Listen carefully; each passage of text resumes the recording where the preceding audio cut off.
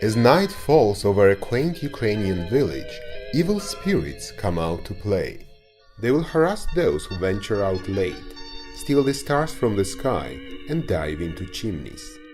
It is the night before Christmas, a mythical tale by Nikolai Gogol, one of the world's most enigmatic writers. Gogol is regarded as a towering figure of 19th century Russian literature, but what he stands for in his native Ukraine is less appreciated. In fact, his legacy is cultural territory claimed by both Ukraine and Russia. Born and raised in the Ukrainian countryside, Gogol wended his way to fame in St. Petersburg, then the imperial capital of Russia. He wound up having multiple literary identity. Switching between fantasy fiction and steely-eyed social commentary, Gogol was at home writing about both Ukraine and Russia, but which of them he considered home is open to scholarly debate. In their struggle for freedom, Ukrainians have long been inspired by the story of Taras Bulba, Gogol's epic novel about Cossacks, the free men of Zaporozhian steppes.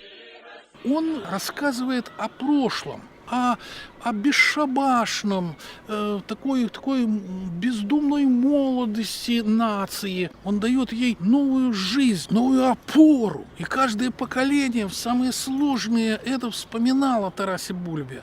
Вспоминал, какого он рода казацкого. Те, кто били себя в груди, говорили, что они националисты, они не сыграли той роли в формировании народа, в становлении, развитии национального самосознания, которое сыграл Гоголь. Still, Gogol is best known for his work set in Russia, for the novels and plays that satirize the moral turpitudes of provincial life.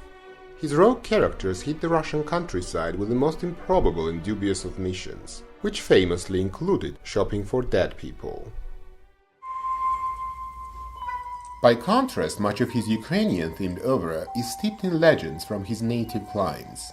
These are delightfully spooky sketches full of spine-tingling encounters with monsters from folk imagination and perhaps from his own dark places.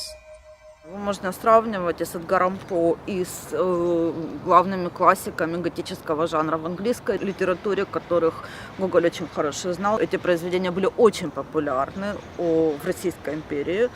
И, собственно говоря, популярны не только у самых культурных слоев, но, собственно говоря, даже купцы, ремесленники читали готические романы. Это было очень популярным чтением. Gogol's Ukrainian Gothic also blends horror with humor, and his monsters can be thoroughly entertaining. These Ukrainian tales, compiled in a book called Evenings on a Farm near Tiganka, are regarded by some scholars as a reflection of Gogol's inner, Ukrainian self. Напряжение между трагизмом и юмором для Гоголя очень важно. И очень во многом, конечно, это связано с традициями украинского фольклора, со спецификой украинского языка и с тем, как Гоголь, опять-таки, этот украинский элемент привносит в русскую литературу. A search for Gogol's cultural identity leads to the place where he cut his teeth as a dramatist. In Ukraine's northern Chernihiv region, in the town of Nizhin, stands a 200-year-old university named after its most famous alumnus, Nikolai Gogol.